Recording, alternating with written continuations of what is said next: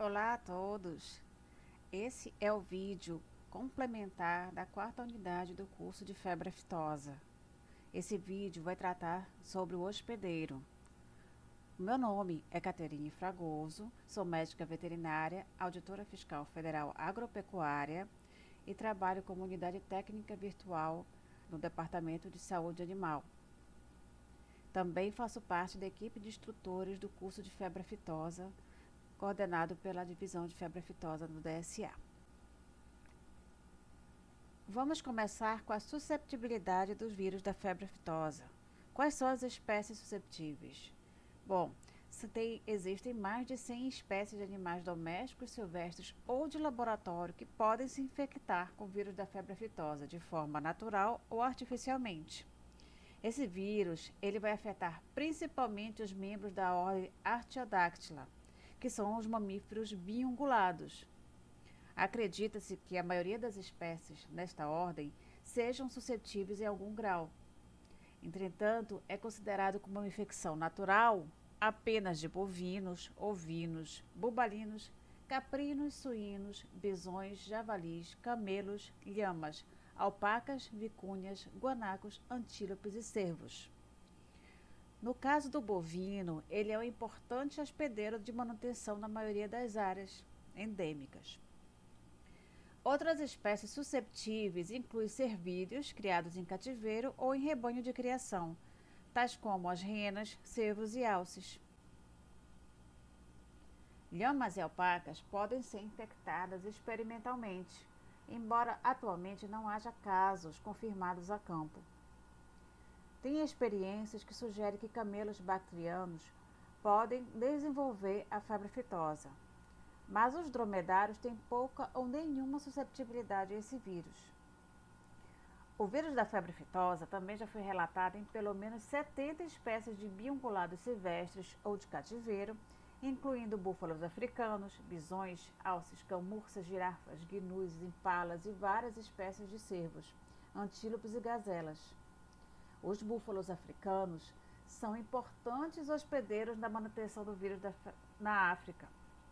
Acredita-se que eles sejam responsáveis por manter os sorotipos SAT, embora anticorpos para outros sorotipos também tenham sido encontrados em populações desses búfalos. Outras espécies de animais selvagens não parecem ser capazes de manter o vírus da febre aftosa e são geralmente infectados quando o vírus é transmitido por bovinos ou búfalos.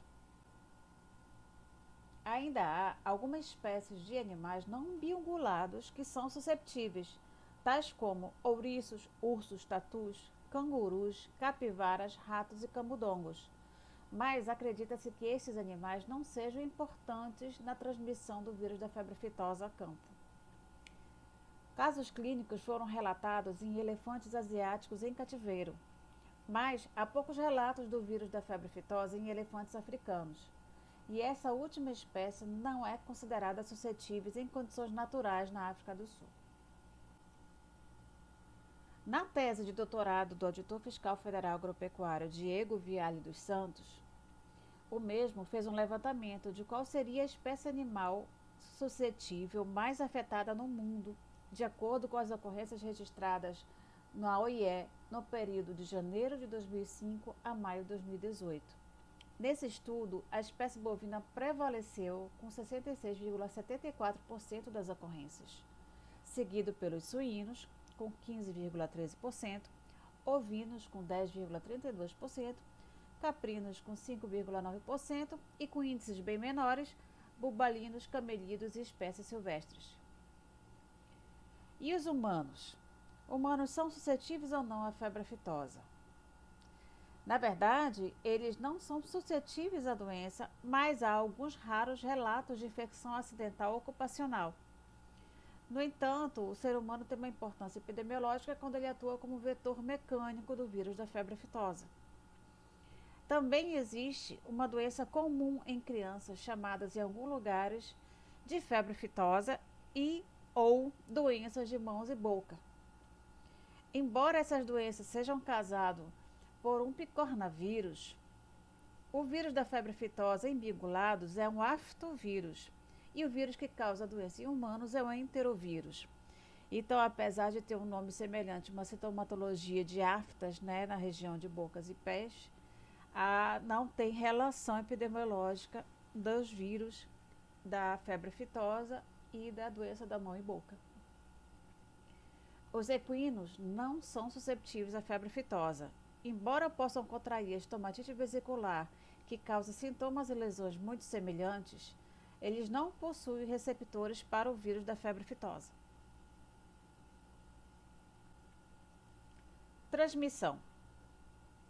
Tratando-se de transmissão em animais domésticos susceptíveis, sabe-se que o animal pode ser infectado pelo vírus da febre aftosa como resultado do contato direto ou indireto entre animais infectados. A quantidade de vírus propagada por cada via pode ser influenciada pela espécie hospedeira e pela cepa viral. A susceptibilidade a cada via de entrada vai variar entre as espécies. As principais fontes de vírus são o ar expirado, a saliva, fezes e urina, o leite e o sêmen. Pelo menos até 4 dias antes dos sinais clínicos já se há relato de eliminação do vírus por essas vias. A carne e os produtos derivados em que o pH se manteve acima de 6 também pode ser uma fonte de infecção. E quais são as portas de entrada do vírus no animal? Pela inalação, pelas vias superiores, respiratórias superiores, pela ingestão ou pela inoculação ou lesões de peles, semi-embriões em casos mais raros. Quando animais infectados e susceptíveis estão próximos, a transferência aérea de gotículas por meio de aerossóis é provavelmente o modo mais comum de transmissão.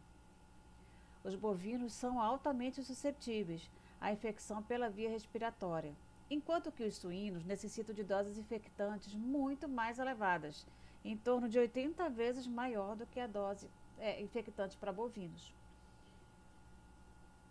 Os suínos também são mais suscetíveis à infecção pela via digestiva, pela ingestão de alimentos contaminados. Dessa forma, pela via nasal eles são menos suscetíveis, mas pela via digestiva eles são muito mais suscetíveis que os bovinos. Tem estudos experimentais com exposição de suínos ao vírus da febre aftosa que demonstraram que as tonsilas faríngeas constituem os principais locais de infecção após a exposição pelo vírus.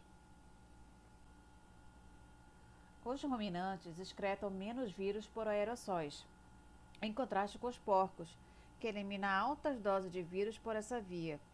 Dessa forma, os suínos podem ingerir pequenas doses dos vírus, mas eles vão produzir e liberar uma grande quantidade no ambiente, contribuindo e muito para disseminar rapidamente a doença, considerando assim que os suínos são os grandes replicadores, os amplificadores desse vírus.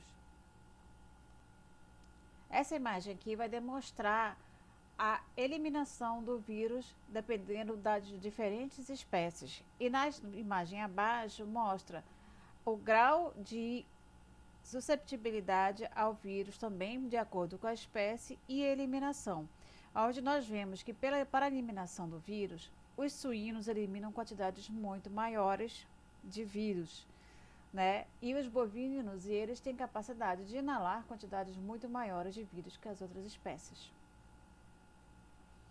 No caso entre bovino e ovino, logicamente ele é mais facilmente infectado pelo seu tamanho. O volume de ar inspirado é muito maior no bovino, então ele inala uma quantidade maior de vírus.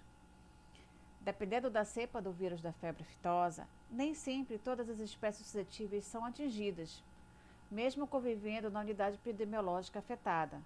Um exemplo disso são os focos que foram registrados em 2000 e 2001 no Rio Grande do Sul, pois apesar de existirem suínos e ovinos convivendo com bovinos nos focos, só os bovinos apresentaram sinais clínicos. No caso de transmissões aéreas de longo alcance do vírus, pode ser considerado uma via de transmissão, mas não é comum, né? É uma importante via de infecção, mas para isso exige uma combinação de vários fatores particulares, incluindo a espécie animal, o número e a localização da transmissão em animais receptores, a topografia tem que ser favorável e também as condições meteorológicas e de direção do vento. Quanto ao animal portador, Em sentido epidemiológico geral, o termo portador é atribuído a animais clinicamente sadios que são capazes de transmitir a infecção. Para a febre aftosa, os portadores são animais nos quais se pode isolar o vírus por mais de 28 dias após a infecção. Isso quer dizer que após a recuperação de um episódio de febre aftosa com manifestações clínicas ou até uma infecção subclínica, algumas espécies podem continuar a apresentar o vírus na orofaringe. Da mesma forma, até animais vacinados que estão em um ambiente contaminado poderiam sim se tornar portadores. É sabido também que os animais podem se tornar portadores mesmo que não apresentem sinais clínicos. O tempo que o animal pode permanecer portador vai variar de acordo com a espécie. A maioria dos bovinos porta o vírus por 6 meses ou menos, porém alguns animais podem permanecer infectados por até 3 anos e meio. Em caprinos e ovinos, pode chegar a 6 meses. Suínos, no caso, é uma espécie que não se torna portador. Há vários trabalhos que descrevem que, em alguns casos, a infecciosidade e a virulência do vírus, originários do animal portador, seria insuficiente para infectar bovinos e ovinos. Contudo, o vírus vai manter sua virulência e, no caso de uma infecção em suínos, ele pode recuperar sua virulência para contaminar bovinos depois de uma única passagem em suínos.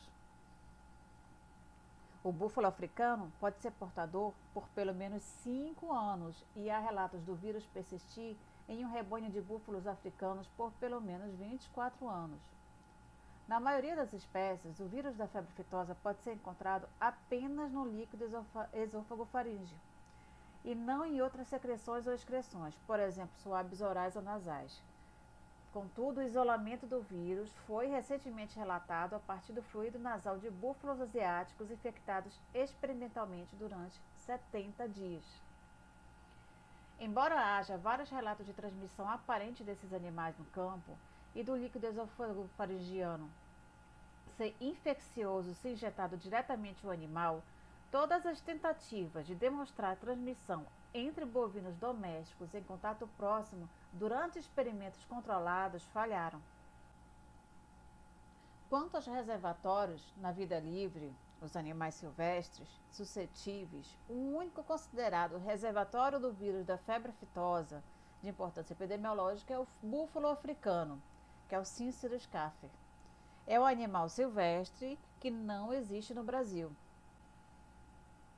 Então, é muito importante diferenciá-lo do búfalo doméstico e as raças que existem no Brasil, porque esse animal é utilizado no Brasil para produção de leite, carne para trabalho e não é um reservatório para o vírus da febre aftosa.